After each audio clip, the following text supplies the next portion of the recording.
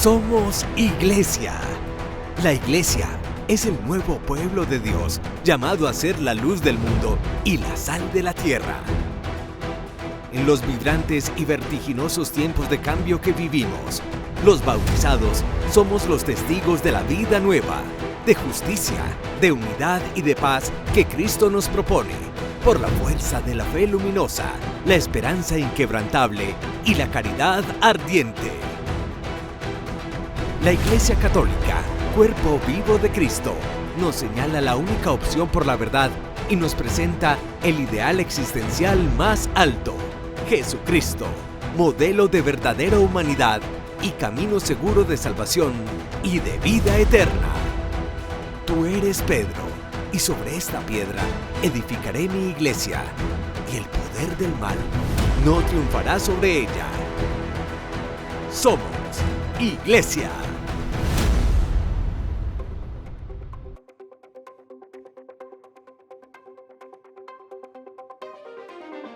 Vaticano Confidencial.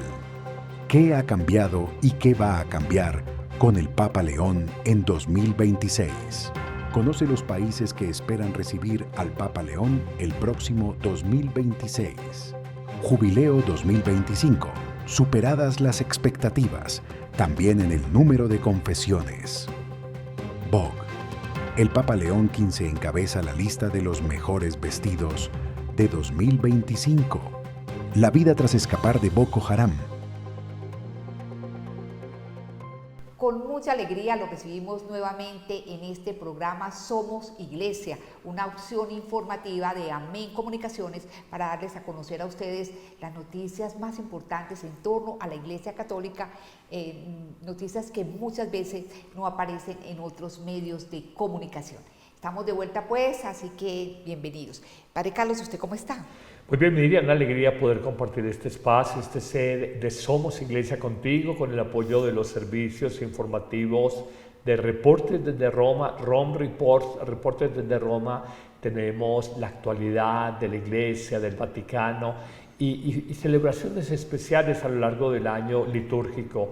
Un gusto poder estar entonces en este año 2026, en el primer programa que estamos generando para ustedes en este miércoles 21 de enero. Y recordar que siempre los miércoles estamos con ustedes justo a mitad de semana para generar análisis, presentar opiniones y conceptos sobre el acontecer de la Iglesia, más allá de nuestras fronteras parroquiales o diocesanas, la Iglesia en el mundo entero, y es una alegría poder contar con su audiencia. Padre Carlos, y hay un retiro en los próximos días, ¿no?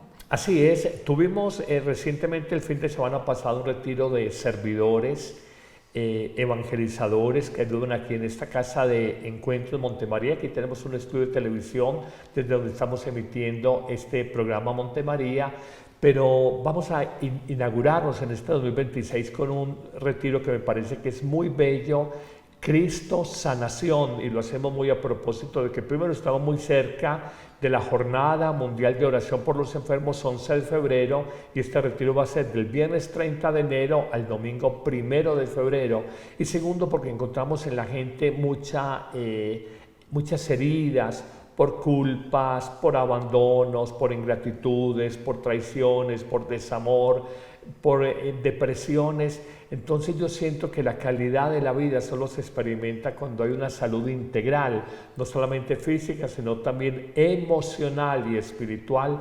Y este retiro de Cristo Sanación busca eso, la sanación integral desde 3 dimensiones. Sanar desde la palabra de Dios, que es sanadora. No es solamente espada de doble filo que penetra y divide la entraña, sino que es sanadora. Sanar desde la oración personal y la oración litúrgica y comunitaria, y sanar desde la vida sacramental que nos ofrece la Iglesia. Y creo que va a ser un retiro muy especial. Pido su oración para que haya muchos frutos. Ya tenemos un grupo grande de más de 100 personas y será una alegría poder estar en este encuentro. Cristo Sanación, 30, 31 de enero y 1 de febrero. Padre Carlos, y bueno, lo veo a usted como muy animado. ¿Cómo ve la situación del mundo, la realidad que estamos viviendo? ¿Cómo es? ¿Optimista, pesimista? ¿Cómo ve la cosa? Yo creo que desde que estemos con Dios siempre habrá esperanza, siempre habrá optimismo. Nadie hubiera imaginado que en la hermana nación de Venezuela el 3 de enero fue una acción militar cinematográfica tipo Hollywood, con seguridad que en menos de un año y medio tendremos en una serie en Netflix esta captura y extracción de el dictador de Venezuela, y esperamos y miramos con esperanza que esta transición de la dictadura en la cabeza más visible se vaya permeando hacia otros niveles de las estructuras del Estado, y que por fin haya democracia en un país que apreciamos mucho y que sentimos su realidad, como que en Colombia hay 3 millones de los 8 millones de inmigrantes que hay de Venezuela en el mundo. 3 millones, algo así como el 40% están aquí, el 35% están aquí en nuestro país, Colombia. Bueno, Carlos, ¿y qué opina, por ejemplo, de lo que está pasando en Irán? Doloroso, muy doloroso ver la represión, hablar de decenas de miles de muertos, decenas de miles de muertos, es una represión terrible, pero pienso que llega un momento en que el pueblo se levante y dice no más, y confiemos en Dios, en que haya un cambio de régimen, también un régimen muy fuerte, y el deseo de justicia que hay en todo ser humano. Esto nos tiene que impulsar siempre a buscar sociedades más democráticas, sociedades más pluralistas, sociedades menos hegemónicas, menos dictatoriales, y la sociedad en Occidente también será un mundo tan distante y tan distinto del nuestro como es la nación persa, Irán. Bueno, ¿y qué cree usted que le espera a la Iglesia durante este año? Bueno, yo creo que estamos en un periodo de afianzamiento del nuevo pontificado de León XIV. Es un hombre por temperamento, lo hemos visto ya en estos primeros 8 o 9 meses de pontificado, un hombre discreto, no es un hombre de declaraciones altisonantes o polémicas, que de pronto las tiene un poquito más del Papa Francisco. Entonces la prensa realmente va entendiendo que es un perfil muy moderado, y creo que hay algo muy importante en este Papa, y es la unidad al interno de la Iglesia, que tenemos que reconocerlo, que al momento en que el Papa Francisco está como pontífice habían sectores muy polarizados dentro de la Iglesia, y yo creo que este Papa está buscando que bajen las aguas, que se atempere el ambiente, y va haciendo cambios de manera muy moderada y tratando de no casarse con ninguno de los polos, que es la Iglesia, un inmenso jardín con diversidad de flores, y en ella cabemos todos, y el Papa como el que confirma en la fe y también la piedra de unidad de la Iglesia, creo que tiene un ministerio petrino muy interesante, confirmarnos en la fe, una fe cristocéntrica que se ha visto mucho en este Papa y lo veremos en este programa, y segundo, convocar a la unidad, la comunión en la Iglesia, y él también habla mucho de una paz, no solamente para el mundo, no para la Iglesia, una paz desarmada y desarmante. Bueno, les tenemos un informe confidencial. ¿Qué ha cambiado y qué va a cambiar en la Iglesia bajo la dirección del Papa León XIV?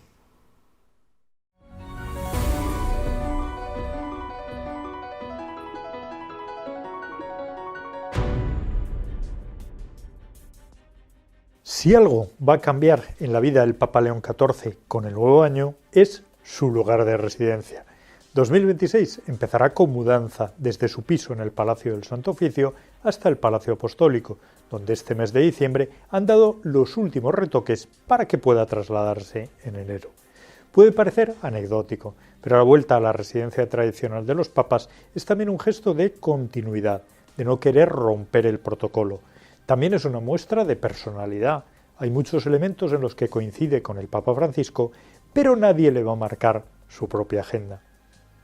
Las reuniones de cardenales antes de elegir al Papa en el pasado cónclave pusieron sobre la mesa algunos problemas en la gestión de la Santa Sede. Una de las demandas más repetidas fue la necesidad de recuperar la estabilidad jurídica e institucional. No es indiferente que el Papa actual sea un canonista, consciente de la importancia de atenerse a las normas establecidas. Y es que el carácter espontáneo y cercano del Papa Francisco, eficaz para la labor pastoral, y su esfuerzo por romper algunas dinámicas erróneas fue también una fuente de polémicas y malentendidos, especialmente con algunas de sus declaraciones públicas. El Papa León XIV, hasta la fecha, se ha mostrado más prudente y previsible, consciente de que debe medir sus palabras. Por eso, una de las sensaciones que transmiten quienes trabajan en el Vaticano con el Papa es la de tranquilidad. No se espera una visita sorpresa ni un cambio radical de una institución o un decreto que genere polémica. Y es que el Papa León XIV, ya desde el primer día en el balcón de la Basílica, planteó como meta impulsar la unidad de la Iglesia. Es algo que le pidieron sus compañeros cardenales y que está aplicando continuamente. Quienes juegan con esquemas de conservadores y progresistas se sienten fuera de juego. Los sectores más tradicionalistas que insisten en celebrar con un rito de antes del Concilio Vaticano II han tenido su peregrinación oficial a la Basílica de San Pedro. Han celebrado la misa con toda normalidad. No hay ningún veto oficial. Y quienes que se consideran que la sinodalidad es un elemento progresista, tampoco se muestran defraudados con este Papa, que ha visto necesario seguir adelante por esta vía. Y es que aquí está una clave importante de lo que ha pasado en estos casi 8 meses de pontificado y de lo que podemos esperar en el futuro. El Papa ha declarado en diversas ocasiones que no puede gobernar la Iglesia él solo. Necesita la ayuda de la curia y de toda la Iglesia. No quiere tomar las decisiones por libre, sin atender a los obispos, cardenales y a los fieles. Por ello, en los próximos días 7 y 8 de enero ha llamado a los cardenales de todo el mundo a un consistorio extraordinario en Roma. Una vez terminado el jubileo y después de varios meses de reflexión, llega el momento de poner sobre la mesa las líneas maestras de su pontificado, escuchar las propuestas de quienes le eligieron en el cónclave y preparar el terreno para los nombramientos del equipo que le acompañará en la curia. Así es, dentro de los proyectos del Papa para este 2026 no hay retos ni objetivos. Su única agenda es confirmar en la fe y en la unidad a todos los cristianos. ¿Cómo ve esto, Padre Carlos? Yo creo que hay una sabiduría en esto. Yo recuerdo un arzobispo de Medellín, Monseñor Alberto Giraldo, él decía: el mismo calendario litúrgico del año nos lleva un ritmo celebrativo y un ritmo programático para presentar el Evangelio. El Papa no se muestra como un hombre de grandes ambiciones pastorales o de mucha espíritu reformista, sino un hombre que quiere volver a la centralidad de una fe cristocéntrica, porque a veces el discurso de la Iglesia es dialoguemos con el mundo de la ciencia, dialoguemos con el mundo de la cultura, dialoguemos con el pensamiento adveniente, dialoguemos con la modernidad tardía o posmodernidad, pero a veces en esos diálogos y buscar, permítame la expresión, contemporizar, puede perder su identidad profunda, que es en la fe cristocéntrica, el que vino a salvarnos, el Redentor de la humanidad, el que ha cambiado la historia del mundo, el que ha vencido el pecado, el que ha vencido la muerte, el que nos abre una nueva vida, es la persona divina de Jesús. Y a veces por modas culturales, por ideologías, por pensamientos novedosos, a veces nos disgregamos y perdemos fuerza y energía pastoral, y el Papa nos quiere señalar: vamos a lo medular de la fe, la persona divina de Jesús, que debe de ser anunciada, debe ser comunicada, debe ser celebrada. En días pasados culminó allá en el Vaticano un consistorio. Por primera vez un Papa reunió a todos los cardenales. Cuéntenos qué pasó en ese consistorio y por qué esto es bueno para la Iglesia. A ver, lo primero es que es muy lindo que llamen cardenales electores menores de 80 años y cardenales no electores mayores de esta edad.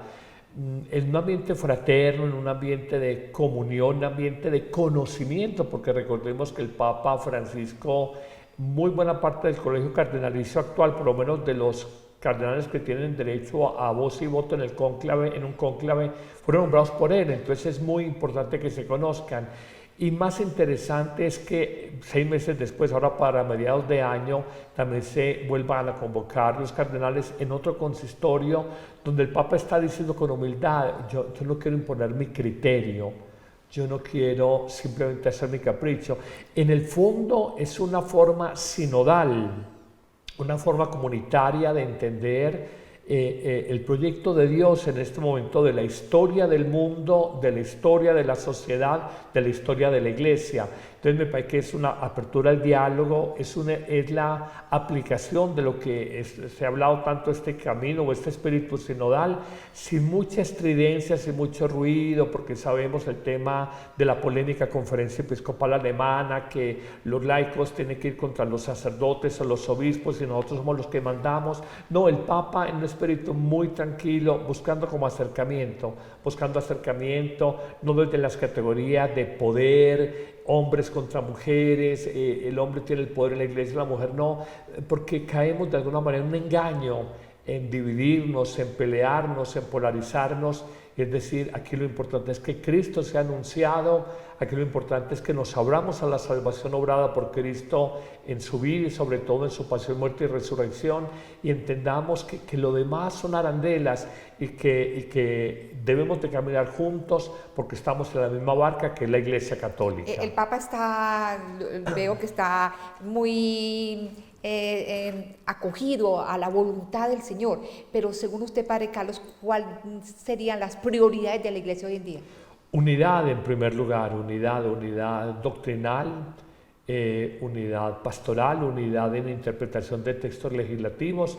Ya lo decía el informe de un hombre que conoce bastante de iglesia, como que está al frente de esta agencia informativa, Reportes desde Roma. Ya decía el Papa Francisco en algún momento, buscando la novedad, generó controversias, polémicas, radicalizaciones de sectores que no estaban de acuerdo con él, otros que decían es por aquí, y el Papa lo que está buscando es, como cuando llueve muy fuerte y el río se crece, entonces que bajen las aguas y buscar el consenso, y lo dijo en su momento en el discurso inaugural, desde la plaza de San Pedro y en el balcón de las bendiciones o de la logia de las bendiciones, decía, hablaba de una paz desarmada y desarmante, una expresión que ha repetido varias veces, y no hablamos solamente para el mundo en guerra, para Ucrania, para Gaza, para Nigeria, para el mundo del Medio Oriente, no, habla de una paz desarmada y desarmante también para nosotros como iglesia. En esa ilusión de conseguir la unidad de la iglesia, el Papa León XIV espera viajar a muchas partes del mundo. Veamos qué países esperan esta visita papal. Una de las actividades más importantes que realizan los pontífices y en las que más se deja ver cuál es su verdadero papel diplomático y cuál su opinión política es en los viajes papales. El de Turquía y el Líbano ha sido el primero en el pontificado de León XIV y en el año que comienza, 2026, el Papa tiene intención de volver a embarcar en el vuelo papal para visitar nuevos destinos. Así lo manifestó precisamente a la vuelta de su primera salida internacional. En cuanto ai viaggi, sicuro non c'è niente. Spero realizzare un viaggio in Africa, sarebbe possibilmente il seguente viaggio, per confermare Africa.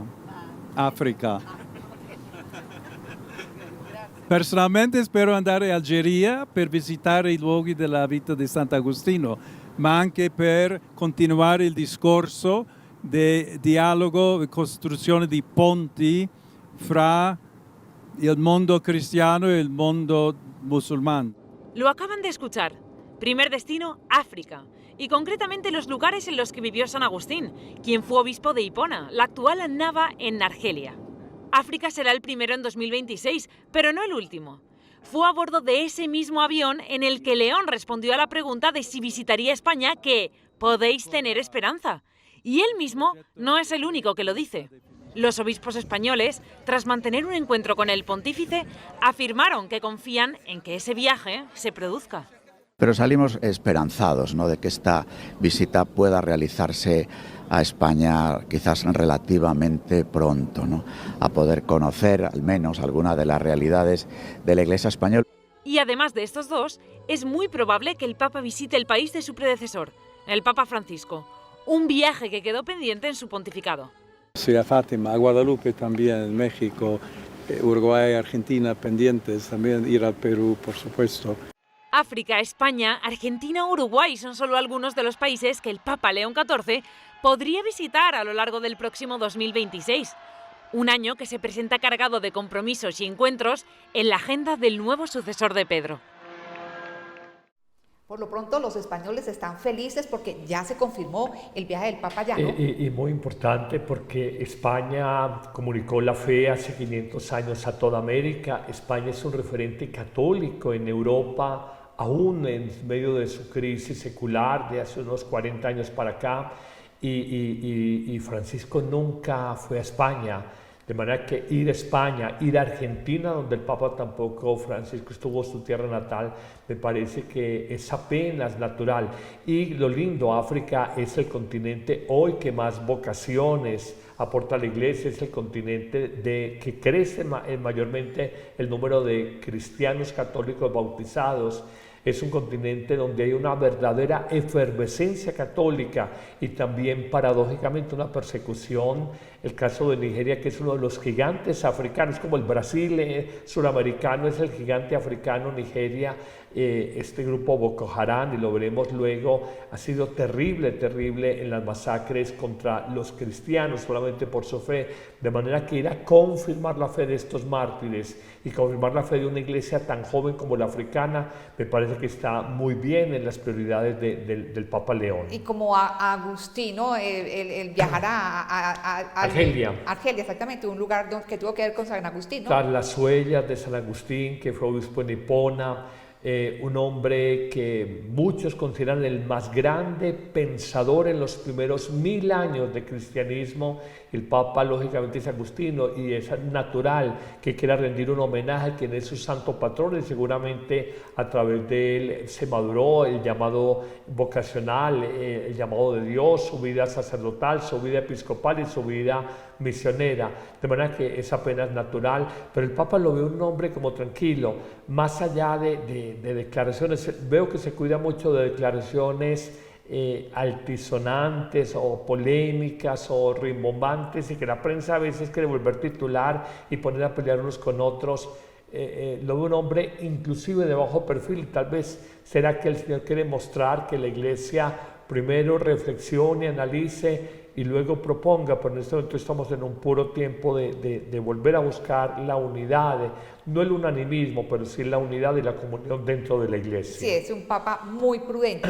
Padre Carlos, eso no se ha mencionado, no está sobre el tapete, pero qué ilusión sería para los venezolanos recibir una visita del Santo Padre, ahora que hay como vientos nuevos en esta parte del mundo, ¿no?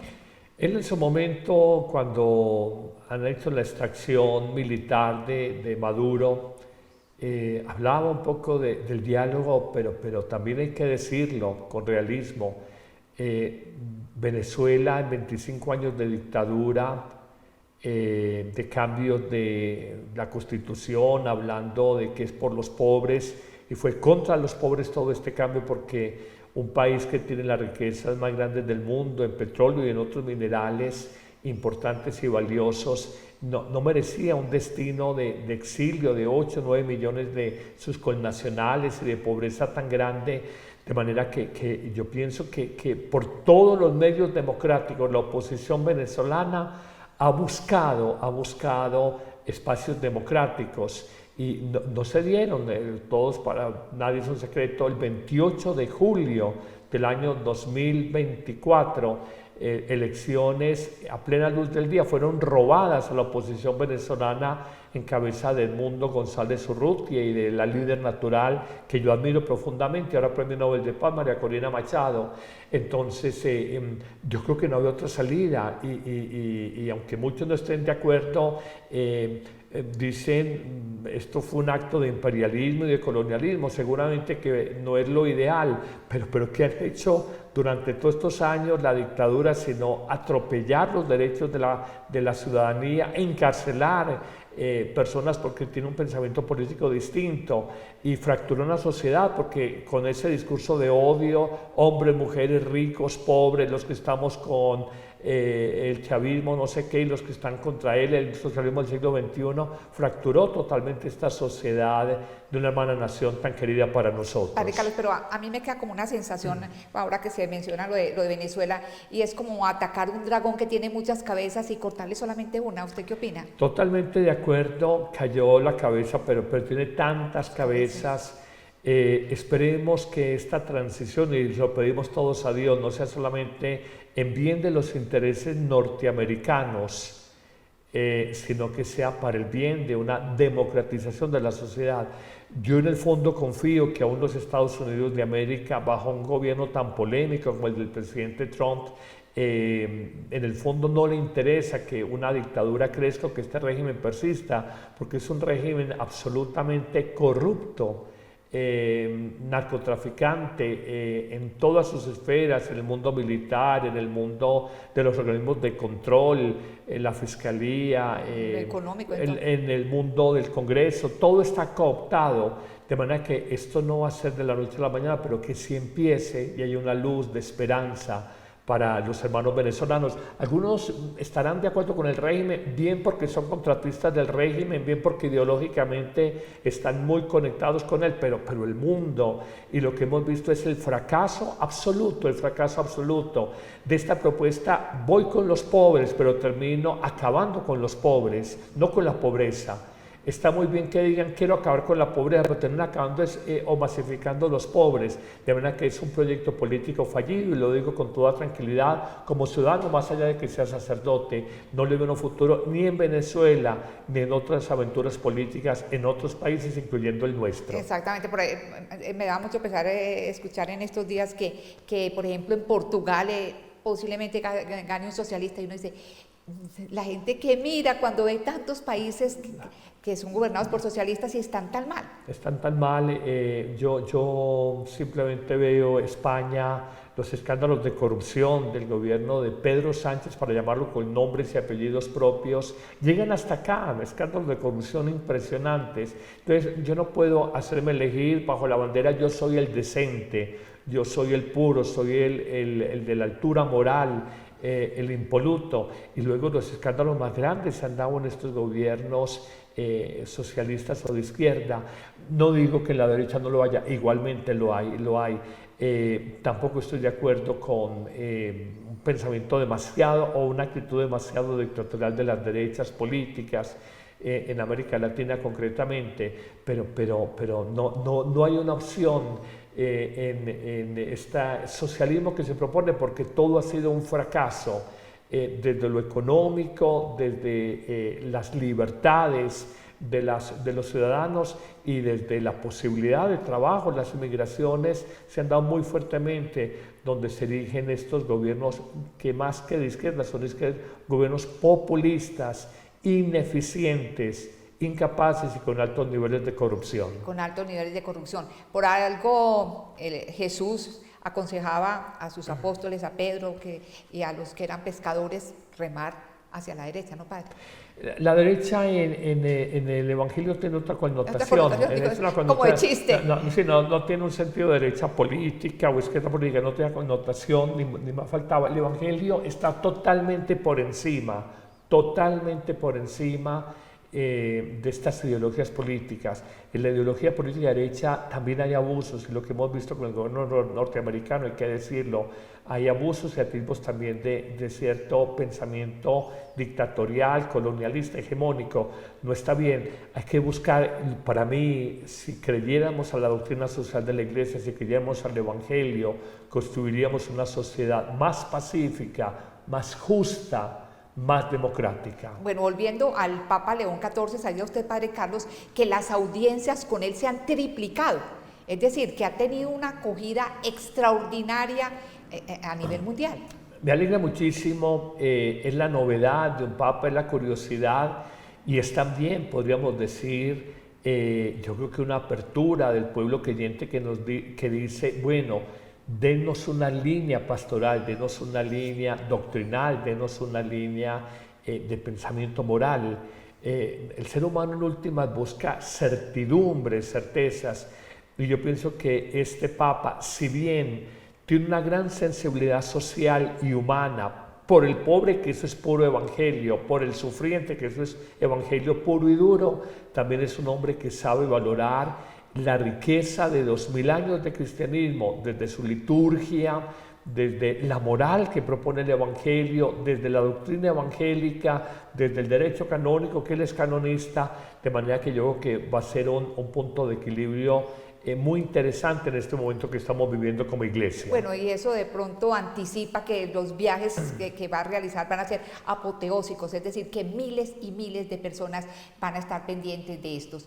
Y bueno, y cuando el Papa sale, cuando el Papa programa una visita a un país, hay un grupo de periodistas que celebra enormemente, y es el grupo de periodistas que viaja con él y que tienen la posibilidad de realizar unas entrevistas o unas ruedas de prensa a miles y miles de kilómetros de altura. Veamos precisamente lo que ocurrió hace poco, en noviembre, cuando el Papa viajó al Líbano y a Turquía.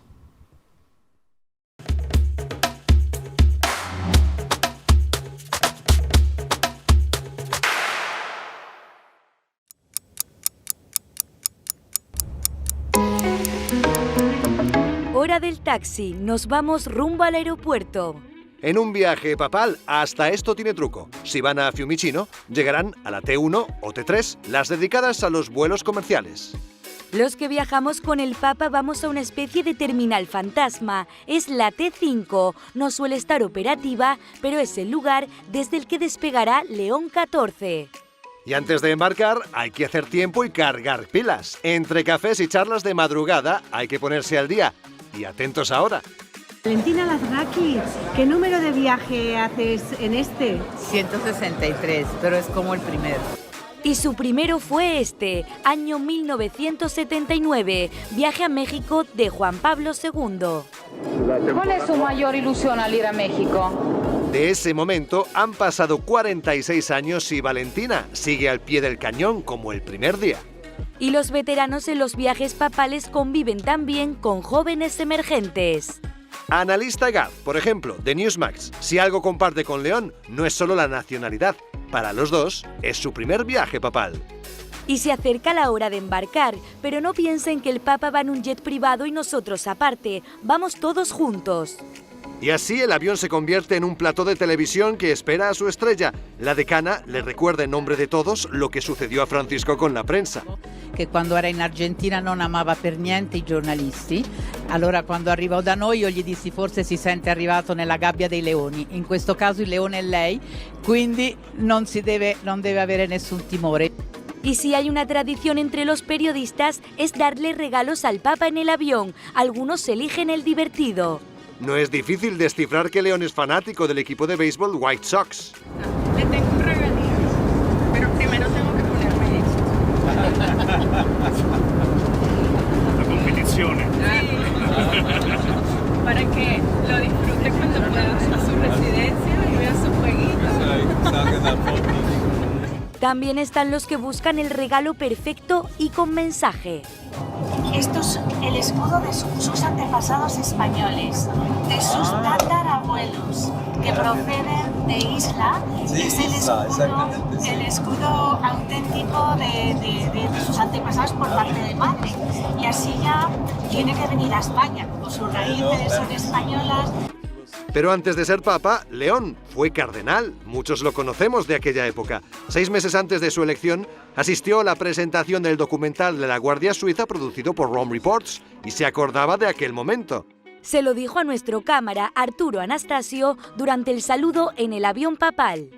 Noi ci siamo visti l'anno scorso alla presentazione di un documentario della mia agenzia di Rome Reports, le guardie svizzere.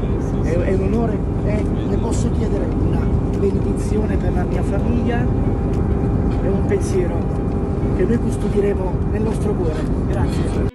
Todo el avión está personalizado, desde los reposacabezas con el escudo del Papa hasta el menú. Pero una vez se aterriza, comienzan las jornadas papales interminables. El periodismo es un sacerdocio, es decir, alguna frase que suelo repetir, nos levantamos a las 4 de la mañana, son las 12 de la noche y esto no se detiene, pero no nos quejamos porque estamos contentos de estar aquí en el viaje papal, el primero. Y tras descansar muy pocas horas, toca recuento. Hay que pasar lista. Y una vez en orden, hay que salir a trabajar. Sin lugar a dudas, una dicha, un privilegio participar en esas ruedas de prensa a miles de metros de altura, no a kilómetros, como decía hace un momento, ¿no? Así es, y muy bonito como todo este minuto a minuto de la tarea de un periodista, madrugar, viajar al aeropuerto de Fiumicino en Roma, unos pasabocas como para tener ánimos, luego el saludo del Papa a cada uno de los periodistas, recordar anécdotas, y digo, pesado para ellos cuando hablan 4 de la mañana, 12 de la noche, que es como un sacerdocio, decía una periodista, y también muy pesado para el Papa, muy pesado. Me imagino que fue este viaje a Turquía, y concretamente a Nicea, por los 1700 años de este concilio famoso que define buena parte del credo actual como lo tenemos y como lo rezamos los domingos. Muy interesante todo esto, el informe larguito, el BTR, pero creo que muy interesante conocer ese día a día del cubrimiento periodístico de un viaje pontificio. No, y en esas ruedas de prensa han logrado sacar unos datos, primicias, pero bien, exactamente, unos datos supremamente importantes. Pero bueno, Padre Carlos, el pasado 6 de enero finalizó el Jubileo de la Esperanza con el cierre de la última puerta, la de la Basílica de San Pedro. ¿Qué balance hace usted en lo particular de este jubileo? A ver, sabemos que los jubileos ordinarios cada 25 años ahora, en otra época eran cada 50 años, y hay jubileos extraordinarios. Hubo un jubileo extraordinario del año de la misericordia 2015-2016 y va a haber un jubileo extraordinario de la redención 2033. Recordando que en el año 33 es la datación que queremos siempre recordar sobre la redención, orar por Cristo. Entonces son 2000 años de la redención, será un jubileo extraordinario. Este jubileo, el Papa Francisco en su momento, creo que con gran inteligencia pastoral, lo quiso encaminar como un peregrinaje, peregrinos de la esperanza. Estamos llamados no solamente a recibir la esperanza definitiva que nos viene de Cristo, sino a testimoniar la esperanza. Y lo decimos muy a propósito de que el mundo de hoy es un mundo de cambios muy abruptos, muy rápidos, y eso genera incertidumbre frente al futuro y a veces movimientos muy bruscos, repetimos, hacia una izquierda política, hacia una derecha política, hacia movimientos populistas, y hay que tener mucha sabiduría como para acompañar la Iglesia y acompañar los gobernantes a la humanidad y a las diferentes naciones. Yo creo que el balance es muy bueno. Roma estuvo abarrotada, hubo más peregrinos de los que ellos esperaban, y la gente hoy es cada vez más en lo que Marshall McLuhan hace, no sé, 60 años decía de que el mundo, merced a las comunicaciones, se iba a convertir en una aldea global, que son frases que dicen en primer semestre de comunicación social, la aldea global. Yo creo que es un balance positivo y tenemos que fortalecer la esperanza, porque sin esperanza, ¿hacia dónde camina la vida? Exactamente, no podemos pasar página así rápidamente sobre este evento tan importante, así que les tenemos así un resumen de lo que fue este Jubileo de la Esperanza. Autoridades civiles y religiosas han hecho balance del jubileo que ha visto llegar a Roma a más de 33 millones de peregrinos procedentes de 185 países. Han valorado, especialmente, que los 35 grandes eventos de este año se hayan desarrollado sin incidentes graves y con una gran colaboración. Durante una rueda de prensa, el responsable del Vaticano para el jubileo, Monseñor Fisichella, se mostró muy satisfecho. Las previsiones de 31.700.000 peregrinos, hechas antes del Año Santo, se han superado ampliamente. El flujo de peregrinos alcanzó su punto máximo en mayo, con el cónclave y la elección del nuevo Papa. Es importante señalar que después de Italia, el segundo país del que más peregrinos llegaron fue Estados Unidos de América. Y lo más significativo es el impacto que ha tenido el jubileo en el ámbito espiritual. Las basílicas papales y otros centros de culto como la Scala Santa han registrado un número de visitantes nunca visto. Han aumentado las confesiones y también la celebración jubilar del perdón completo y la indulgencia que ha llegado a todos. Hay que recordar que fue el Circo Máximo, escenario de martirio de cristianos en época romana, el lugar donde se administraba el sacramento del perdón, un hecho que ha conmovido también a las autoridades civiles. Espero que ustedes hayan tenido la oportunidad de ver lo que ocurrió en el Circo Máximo con todos esos jóvenes que iban a confesarse. El clima que se respiraba era, a mi juicio, algo único que permanecerá en nuestra retina por mucho tiempo. Y es que la Jornada Mundial de la Juventud en Roma ha sido el evento más importante del jubileo, para una ciudad que ya piensa en el jubileo de 2033 cuando se cumplan los 2000 años de la muerte de Cristo. Bueno, padre, usted ya lo ha dicho, el próximo jubileo será en el año 2033, exactamente, para celebrar la muerte y la resurrección de Jesucristo. La obra redentora de Cristo, que es lo más grande, es que el ser humano, si alcanzáramos a entender, a dimensionar lo que es la obra redentora de Cristo, la gente estaría enloquecida, volcada a las parroquias, volcada a las Eucaristías, bautizándose. El ser humano, hoy vemos millones de visualizaciones en redes sociales, siguiendo influenciadores, benditos amigos, hay que respetarlos a todos, pero a veces diciendo muchas superficialidades.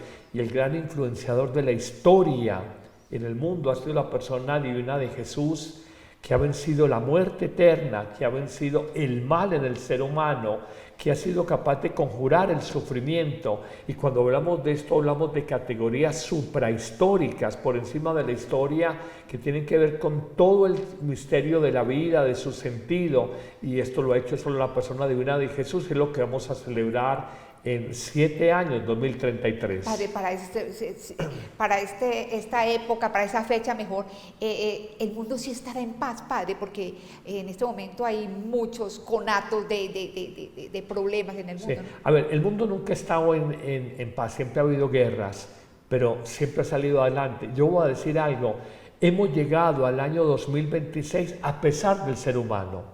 A pesar, porque si el ser humano no hubiera la acción de Dios, la acción del Espíritu Santo en líderes estratégicos y puntuales, tal vez el mundo se habría destruido. Yo digo, la iglesia avanza a pesar de la iglesia y los pecados de la iglesia, y la humanidad avanza a pesar de la humanidad y los pecados y la ceguera de la propia humanidad. Esto nos muestra que la obra es de Dios, que si uno mira puntualmente este momento de la historia humana, uno se puede preocupar, pero si uno ve lo que es en perspectiva histórica, lo que ha sido 2000 años de cristianismo, uno dice, el Señor ha acompañado y sigue acompañando la historia de la humanidad. Él no nos abandona, y es la promesa que Él le hizo a los apóstoles en la ascensión: yo siempre estaré con ustedes hasta el final de los tiempos. Padre Carlos, ¿qué sabe usted con respecto a que también este año hay un jubileo franciscano? Son los 800 años de la Pascua de Francisco. Francisco de Asís, el Cristo de la Edad Media, nace en 1182 y muere 44 años después, en 1226.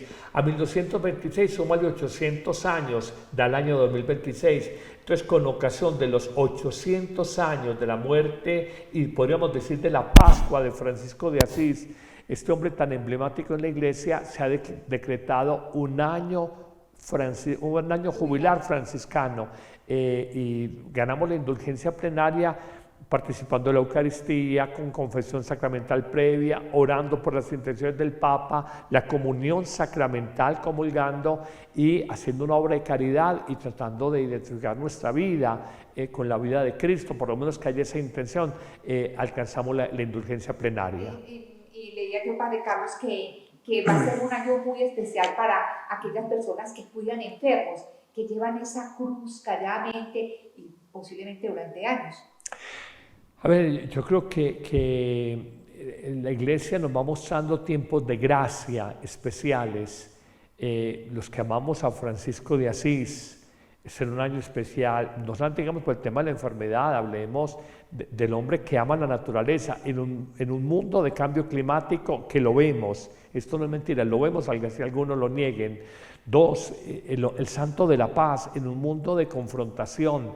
3, el santo de la fraternidad, donde nos polarizamos, nos insultamos en redes sociales.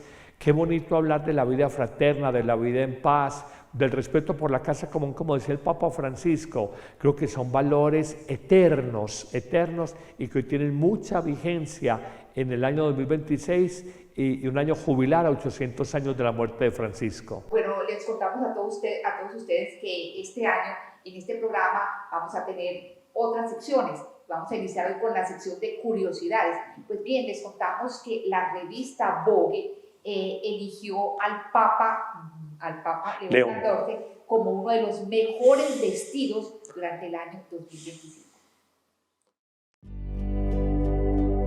Cada año, Vogue anuncia las personalidades mejor vestidas alrededor del mundo. Desde fashionistas hasta influencers, la lista de los mejores vestidos de Vogue representa el nivel más alto de la moda en la sociedad, con todo tipo de estilos que van desde lo más llamativo hasta lo elegante y sobrio. Sin embargo, este año, un rostro inesperado hizo su aparición en esta lista. Situado justo debajo de la influencer Hailey Bieber, el Papa León XIV impresionó a Vogue y logró entrar en la lista gracias a su sastrería y a sus vestimentas litúrgicas de ajuste fino. Quizás lo más destacable es que Vogue subrayó que el Papa León se diferenciaba de su predecesor, el Papa Francisco, por los gustos humildes de este último. Por suerte, el Papa León no es ajeno a estar entre los famosos y los mejores vestidos. Ha conocido a una buena cantidad de modelos y actrices en el corto tiempo que lleva siendo Papa.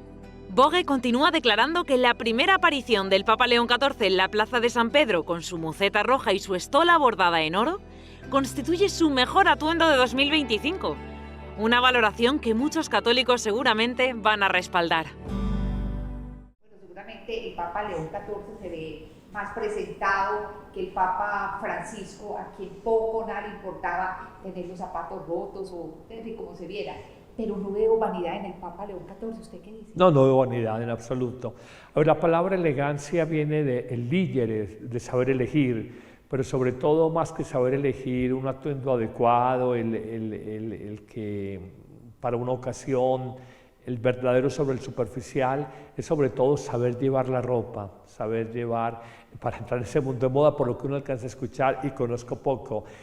Francisco fue un hombre muy libre, él era, en eso sí hay que valorarlo, muy tranquilo, y algunos decían, lo vemos desgualetado, decimos, en un colombianismo o una expresión muy paisa, desgualetado. Malguandrido, dicen otros también, expresiones muy nuestras, para hablar de una persona que no era la más pulida, pero esto es el Papa Francisco, bendito sea mi Dios, y el Papa León, también lo considero, creo que están por encima de estas consideraciones, fashion, de la moda internacional o de las revistas que califican los mejor vestidos.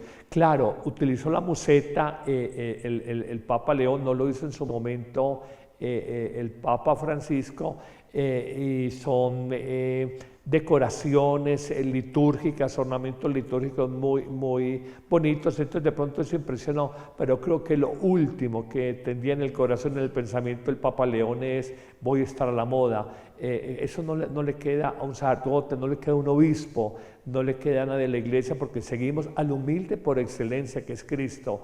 De manera que estas consideraciones vanidosas del mundo, pues como dato curioso o anecdótico, pero hasta ahí nomás. Y vamos a finalizar el programa con una sección que a mí particularmente me gusta mucho, Vidas que Inspiran. Pues bien, a raíz de la posible visita del Papa a África, pues tenemos la historia de dos mujeres que se salvaron después de estar cautivas o prisioneras del terrorista grupo Boko Haram. María Joseph, Janada Marcus son solo dos de muchos hombres y mujeres cautivos en Nigeria y obligados a convertirse al Islam por Boko Haram. En los últimos 13 años, este grupo terrorista ha asesinado a más de 75.000 nigerianos. Mataron a mi padre frente a mí. Me secuestraron. Perdimos todo. Este fue un momento difícil en mi vida. Janada y su familia fueron capturados por el grupo y su padre fue asesinado por negarse a agredir sexualmente a su hija. Se sabe que Boko Haram utiliza cualquier medio posible para convertir a la gente al Islam. A menudo cambian los nombres de sus cautivos, los mantienen enjaulados y les prohíben mantener sus tradiciones cristianas. Para Janada, las constantes oraciones de su madre le ayudaron a mantener su fe cristiana durante su cautiverio. Fue mi madre. Ella solía rezar por nosotros todos los días. Nos decía que su religión no es buena, que la nuestra es buena, porque nuestra propia religión no nos dice que tomemos a una persona para que sea nuestra, o que castiguemos a esta persona, que la obliguemos a seguirnos. Tras escapar del grupo terrorista, tanto Janada como María buscaron refugio en un centro médico de la ciudad de Maiduguri. Allí recibieron asesoramiento y atención. Su asesoramiento me ayudó a empezar de nuevo mi vida y a conocer otras personas. Este grupo lleva a cuestas 75.000 personas asesinadas. Padre Carlos, ¿usted sabe qué significa Boko Haram? Boko Haram significa la educación occidental o la educación secular es prohibida. Ellos hablan de los cristianos como los infieles. Nosotros hablamos de los fieles católicos, ellos hablan de los infieles. Una mirada muy fundamentalista de un grupo radical dentro del islamismo, muy asumido como la guerra, la yihad, la guerra santa, y el resultado ha sido esto.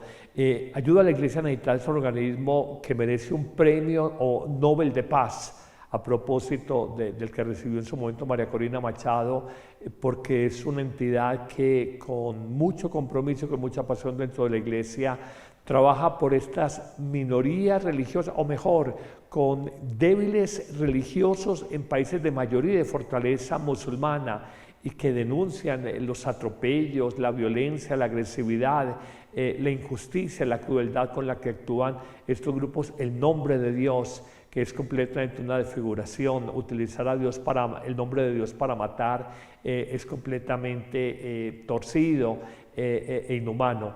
En buena hora por que las cámaras del mundo, y ha sido un sentir de muchos medios de comunicación católicos, muy bueno que presenten Gaza, muy bueno que muestren y sensibilicen al mundo con las atrocidades de Gaza, muy bueno que organismos de las Naciones Unidas como UNICEF sensibilicen frente a Gaza, pero Gaza no es la única realidad. Hay un sufrimiento aún más grande en un país de África como Nigeria, en general el África Occidental, donde actúa Boko Haram, y esto hay que presentarlo, y por ser un cristiano católico no es ciudadano de segunda categoría, que no merece la atención de estos organismos mundiales como Naciones Unidas, que parece que cuando hay masacres de religiosos o de gente con sentido religioso o de una profesión religiosa cristiana, parece que no es tan importante para ellos.